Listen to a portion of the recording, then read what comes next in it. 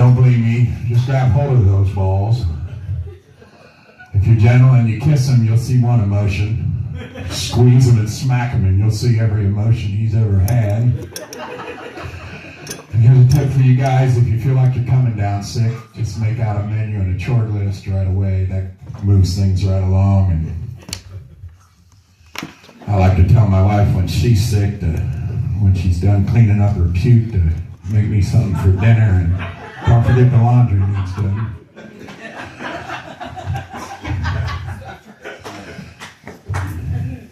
I have a bunch of cats in my house. I'm the crazy cat lady in my neighborhood. You know, I have 6 cats. Yes, he is. You don't really own cats. You're just a member of the staff. Taking care of cats is like babysitting drunks. You got, one of them's always hungry. One of them's always puking. One of them won't leave you alone. And trying to get them all to go to bed at the same time is like fucking hell. The other day I was doing laundry and I had a pile of laundry on the floor and the cat come over and started sniffing my underwear and then threw up all over. Yeah, that's a real confidence builder for your day.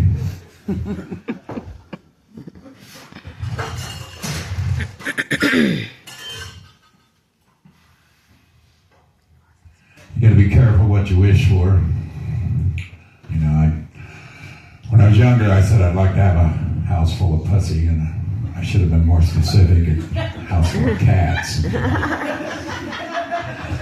You just gotta be careful what you wish for, you know, when you blow out them birthday candles. I learned that because Grandpa wasn't there the next day.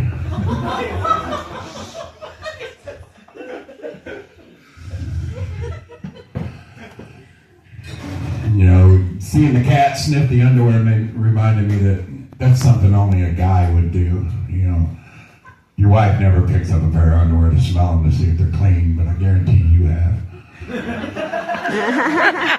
And usually if a guy says, smell this, it's not going to be something good or clean.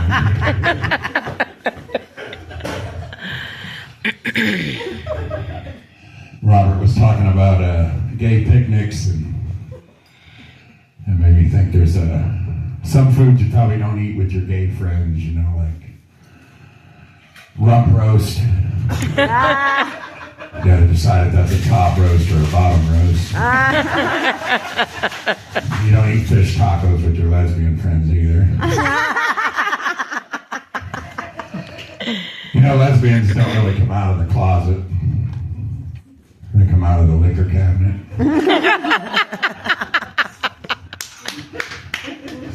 Do you know what you call a Mexican with a vasectomy? A dry Martinez.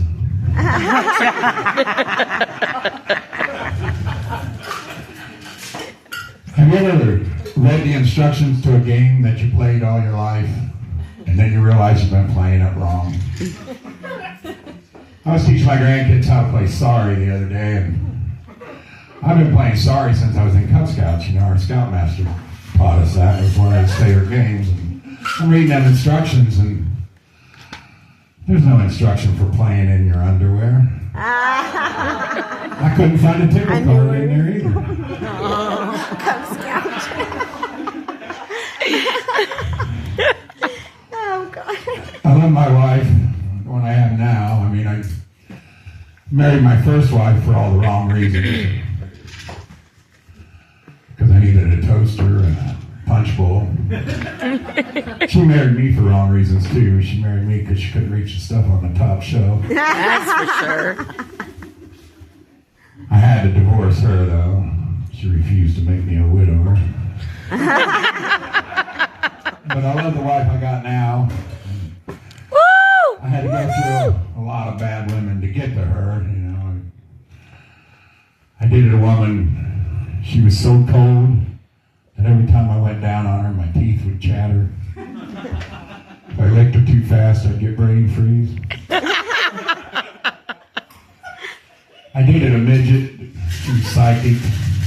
I was nuts over that one. She was a Domino's delivery driver. She stole their car one night and asked me to run away with her. And I said, no, I don't think I could live the life of crime. And she took off, and I heard later that the police had put out an APB for a small, medium, at large.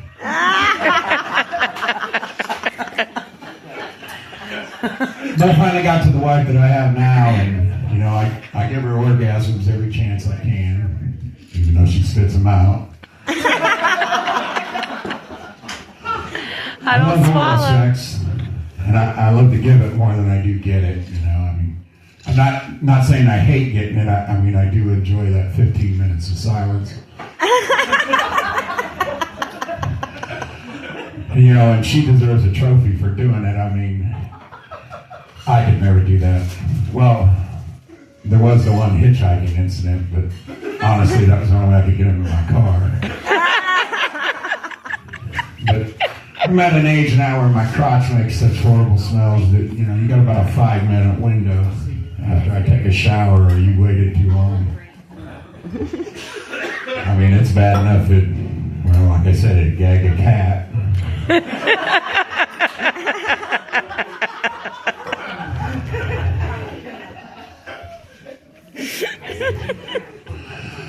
Oh, here's something really embarrassing. My wife recently caught me masturbating. Yeah, I forgot she was in the car.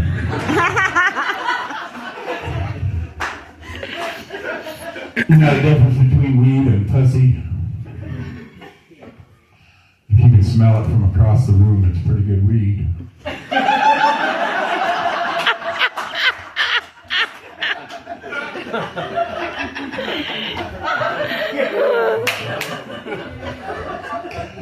I wanted to be a stay-at-home dad, but I couldn't, because that's where my kids were.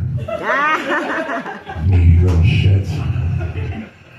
Being dad was a tough job, you know. I probably made more mistakes as dad than I did grandpa, that's for sure. Grandpa's easy. Being dad was hard, really hard. I recently had a talk with my daughter and found out how scarred she was by high school. She said between the sexual harassment and the shitty food and senior year, there was a shooting. A couple of the students didn't make it. In hindsight, I guess homeschooling probably wasn't good for her.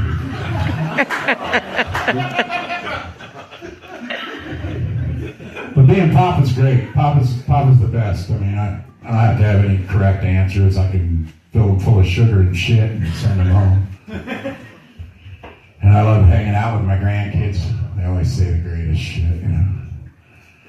Recently at a Christmas with all the family gathered, one of my granddaughters says, Papa, I need to tell you something. So I made everybody shut up. Be quiet. This is going to be important. You're all going to want to hear this. And she comes over to me and she grabs me by the face and pulls me in real close. Says, Papa, I love your bald spot. Yeah, thanks. My other granddaughter, I took her out to Walmart when she was about 4, and we'd been working on words, conjunctive words and conjunctions, and you know, when this word appears, you usually see this word after, you know. She was starting to catch on to that. So we go out to Walmart, do a little bit of shopping. And she's throwing a fit, wanting some toy that I wasn't going to get her. And I said, if you don't sit down, I'm going to spank your butt. And as loud as she can, she says, you can't touch my butthole. I said, that's a good use of conjunctions, but you're going to require her Papa get arrested. I took her down to the record store, and we was buying some CDs, and on the wall was a poster of the Nirvana album, Nevermind, which has got a baby swimming in a pool after a dollar bill. I don't know if you've ever seen that. And she says, Papa, that boy has a penis and money. The guy behind the counter chuckles a little bit, and I said, hey, what can I say? She knows what she wants. My favorite's her younger brother. He just turned 5, but inside he's 50, you know, he's He's a reincarnated old soul, you know. He says some of the oddest things, you know, like I told him, I said, go pick out some toys and take with us to the restaurant. He comes back with a handful of toys, and I said, are those the toys you want? And he said, yeah, I did some research, and this is what I came up with. And I'm thinking, what 4-year-old talks like that? I mean, I picture him going door to door with a little clipboard and a list of toys. Last summer I had him at the park and we was playing on the merry-go-round, and he'd ride on the merry-go-round real fast, and then he'd jump off and he'd lay on the grass and he'd just look straight up at the sky, smiling from ear to ear. And that got me to thinking, you know, that's really the first time as a kid when you get high. That's the first buzz you get off that merry-go-round. I mean, he looked like a heroin junkie riding on a speedball. I thought, man, that's a good pure high. I wish I could do that. I mean, I tried, but the merry-go-round was going so fast I couldn't keep the heroin needle in my arm, and it fell off.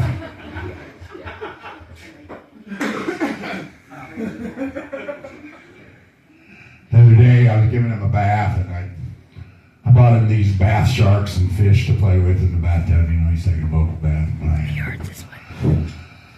I'm watching him, and I realize I can't see the great white shark anymore. I don't know where the shark went. And I look through the bubbles, and I realize he's got it on his penis. So I did what a good grandfather would do. I went out and bought a bigger shark for my bath. When he gets out of the tub, he's drying off, and he keeps standing there like this, you know, sticking in, looking off to the side, trying to figure out what he's doing. He says, Papa, I've got a really big penis. And I realize he's looking at his shadow on the floor, and he's sticking his penis out and looking at it.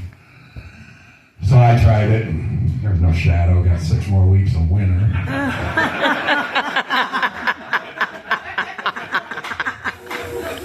We have a rule in the house about no guns in the living room, you know, and him and his sister are playing cops and robbers, you know. She's the cop, she's got the rifle, and she's chasing him through the house, and he runs through the living room, and he turns around, and he's shooting at her, and he says, you can't catch me, I'm not going back to juvie. I'm not beginning what 4-year-old talks like that, you know. And I said to him, now you know there's a rule about no guns in the living room. And his sister pipes up right away and says, oh, Papa, he's just finger banging me.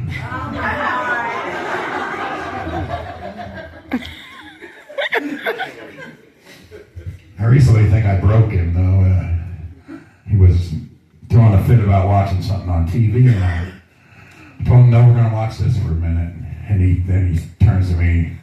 He says, well, do you want me to do something funny so you can tell people about it? I may have broke him, I don't know. Do you know the difference between a toddler and cocaine? Eric Clapton's never dropped a bag of cocaine out the window.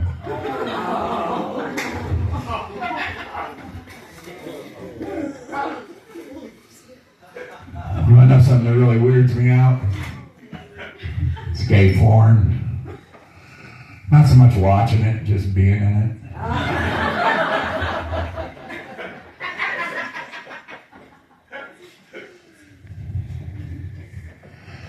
Remember how excited you were when you found your dad's porn as a kid? Back closet in the hallway. You got all excited. And then when you got older, you found your mom's in the back of the video store. Does anybody else there miss video stores? I do. Now I go out late at night looking for some red box, like some Scottish lesbian.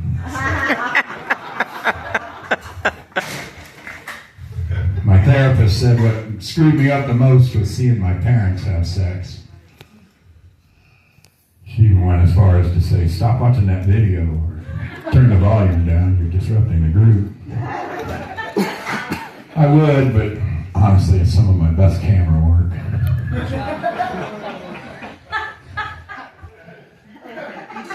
She told me that I should get in touch with my inner child tried and my inner child called DHS on me.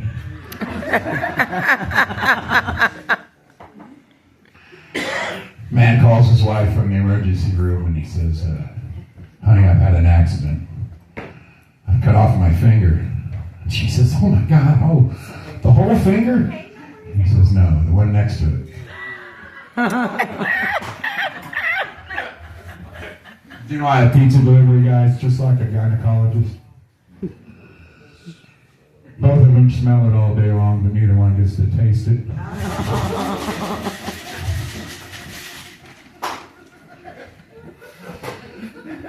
You want to know the toughest thing about being a pedophile? It's just trying to fit in. Because apparently it's okay. Yeah. Throw the rest of it, Mike. Everybody's all upset talking about that pedophile ring recently, you know, and most of them have known it's been going on for years, and they continue to look the other way and say nothing about it. And you know what they call those people, don't you? Catholics. Yeah, they asked the Pope what he thought of the Epstein files. You know, Epstein molested thousands of girls over a couple of decades. The Pope just laughed and said, come back to me when you got some real numbers.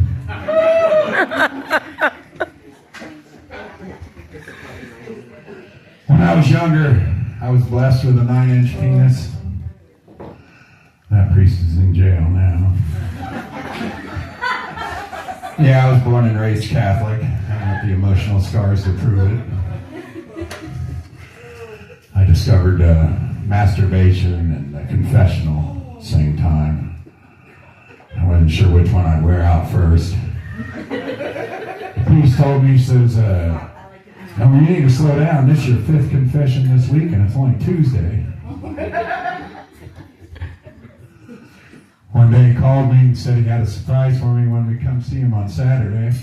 And I thought finally I'd get invited to the back room. But no, he had entered me in a shucking contest at the local corn festival, and he had $50 riding on it. I knew my priest was real suspect when he told us he'd prefer we didn't call him father, he preferred daddy. There was one altar boy that he always showed favoritism to. We were all jealous of that kid, you know. He used to call the kid the new Jesus. I once asked him, why do you call him that? He says, oh boy, that sweet's worth a second coming.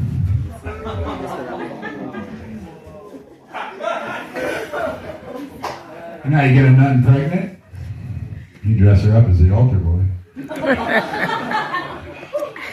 You know what they call a sleepwalking nun? A Roman Catholic.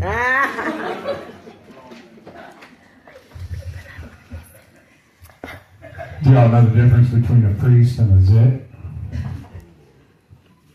The zit will wait till you're a teenager to come on your face. Do you know the difference between a priest and a Nintendo? They're the same. They both get turned on by little boys.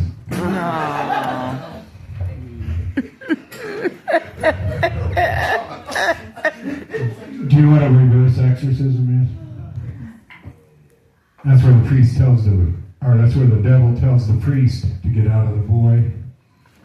Oh. A doctor, a lawyer, and a priest are all on the Titanic as it's going down. There's one lifeboat left, and they rush over to it.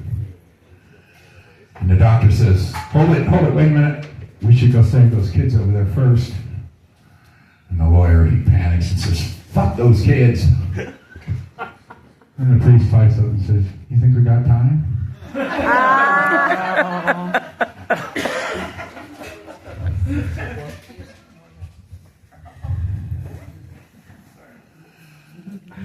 You know why women behave the way they do, don't they?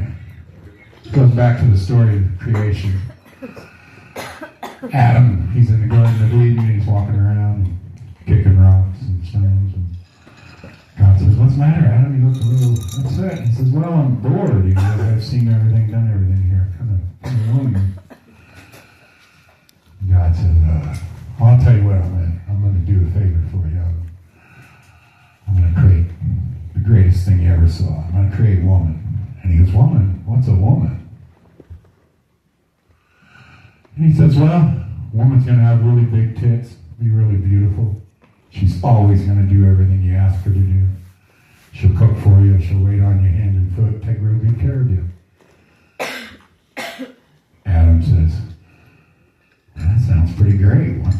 What's that going to cost me?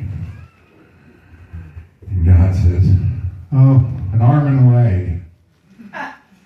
Adam thinks about it for a minute and he says, what do you suppose I get for a rib?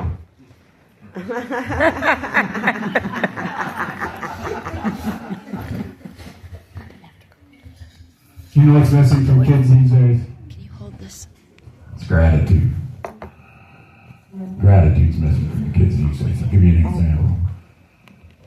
When my kids moved out of the house, I took their trampoline and gave it to the neighbor boy. Took it over to the neighbor's yard. I set it up. I put the netting around it and all the safety stuff. I even went as far as to put him on it and show him how to jump and bounce. And all I did was cry and whine and bitch. He said, this thing's ugly. I hate it. Put me back in my wheelchair. Just no gratitude. Last year I played an April Fool's joke on my neighbor. He has Alzheimer's. I filled his closet full of superhero costumes and told him he was retired. In hindsight, I should have told him he couldn't fly.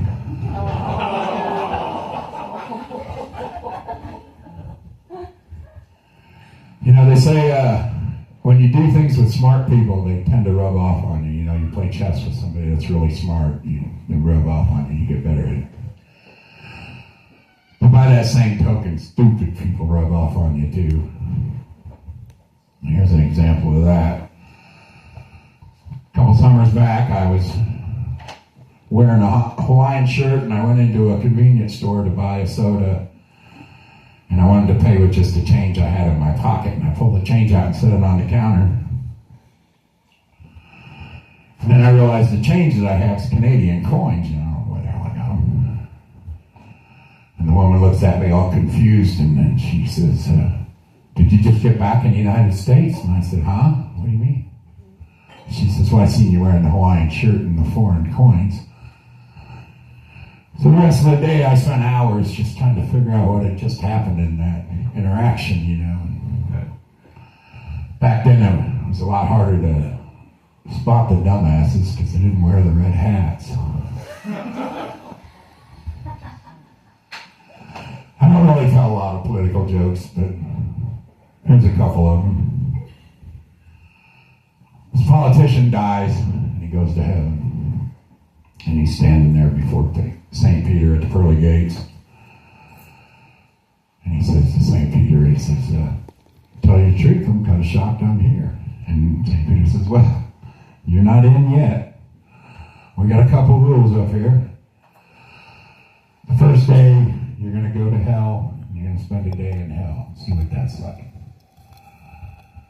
And then the next day, you're going to spend a day in heaven. And then after that, you're going to come back before me and we'll decide where you want to be. He says, okay. So the elevator comes and it takes him down. Takes him all the way down to hell. Way down. And when the door opens, they're in the middle of a golf course. There's a tournament going on. There's a buffet over there. They're all drinking champagne, smoking cigars, having a great time. I did too. And he says, this ain't bad. I can enjoy this. So he played golf all day. The next day he goes to heaven. You're on the clouds, surfing from cloud to cloud. You've got to sing in choir, playing instruments, harps, and drinking sacramental wine. And it's not a bad time either. That's a good time. So the next day he's back before St. Peter and he says, St. Peter says, what did you decide? What do you think? And he says to St. Peter, he says, well, as much as I hate to say it, I think I belong in hell. St. Peter says, well, most politicians say that. All right, off you go. So then the elevator comes and takes him down to hell. This time when the door opens, there's nothing but scorched earth, dead bodies everywhere, piles of shit, and the devil's standing there laughing at him. And he says, "What the fuck? This is a golf course yesterday." And the devil says, "Well, let me put this in terms you can understand. Yesterday when you were here, you were campaigning. Today you voted."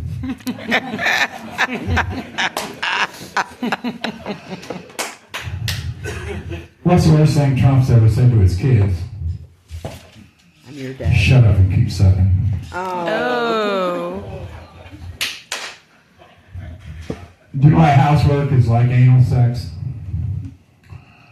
Pain in the ass. When you're made to do it as a kid, you just don't like doing it as much as an adult.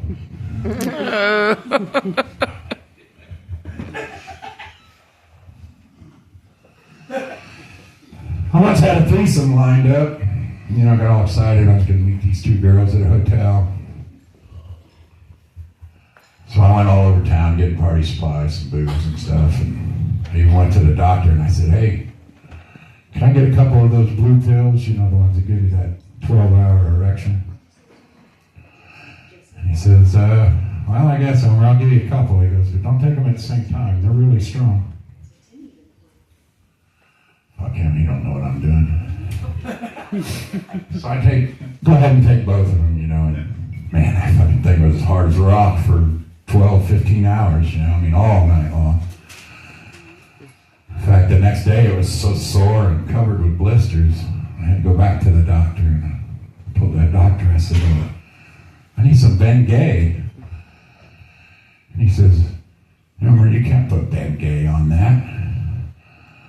I said, "Oh no, it's for my arms. Them fucking bitches didn't show up."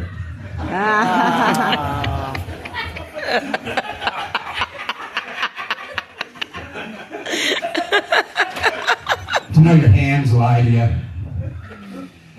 When you grab things, you know, that you're not seeing, but you feel it. It always feels bigger than what it actually is, you know. And all you women can testify the first time you reached under the blanket and grabbed that boner, and then when you saw it in the light, you're like, "Oh, I thought it was bigger than that."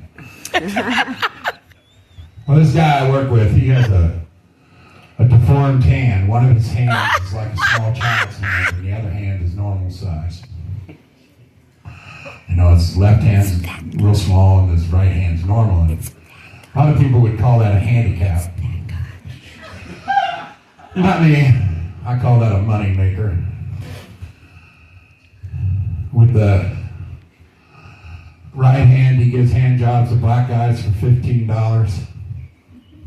And with the little bitty left hand, he gives them to white guys so they'll know what it's like to be the black guy. I never! And there he is, right there. Yeah, he walks into the bar and the sign on the wall, big neon sign there says, "Hot cheese sandwiches." There's another sign that says, "Free pool," and below that sign it says, "Hand jobs, $10. He asks the bartender, he says, "Are you the one that gives the hand jobs?" No, not me. Sure. And she says, "Well, yes, I am." And he says, "Oh, wash those hands and make me a cheese sandwich."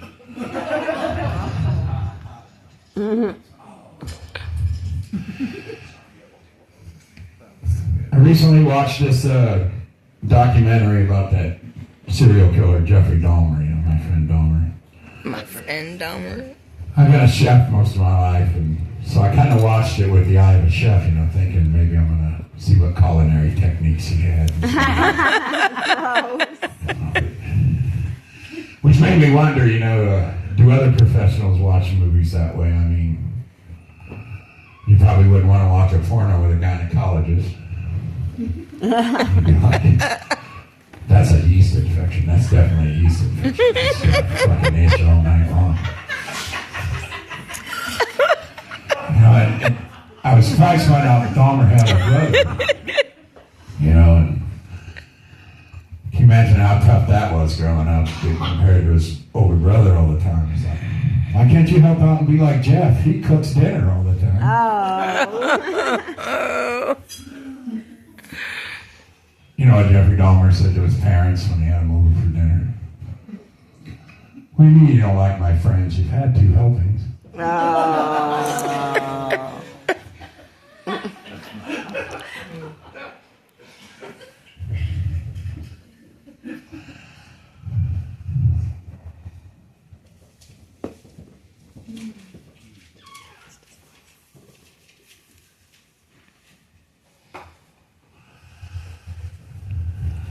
I used to have a friend that had a dog. He said,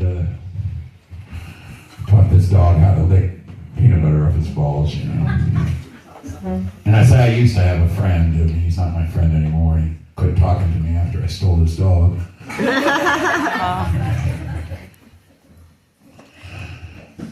Speaking of dogs,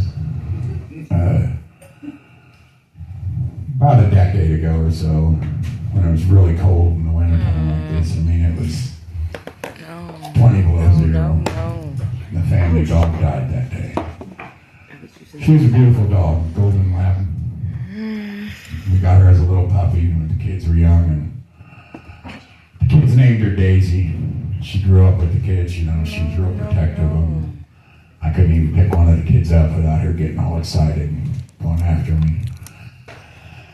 But as dad, I had the bad luck of having to call the kids and tell them all the dog had passed away. There you go. And I asked him, I said, what do you want me to do with her? And they said, Trying to clean the table up and fuck my kid. well, we'd like you to take her out to Grandma's and bury her in the flower patch, right in the daisies there, you know. I said, I guess, yeah, that's fitting. Of course, it's 20 below zero at the time. But I gotta do what I gotta do because I'm dead. And I head out to Grandma's in the snow and start to dig a hole in the ground.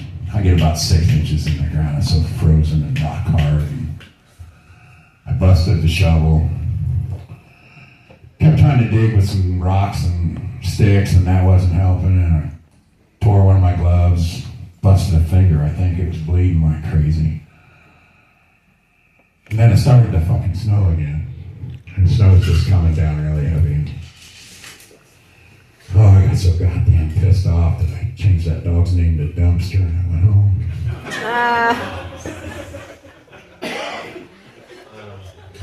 Thanks, you guys have been really great. With all the hate out there, I want everybody to go home and love yourselves and then wash your hands.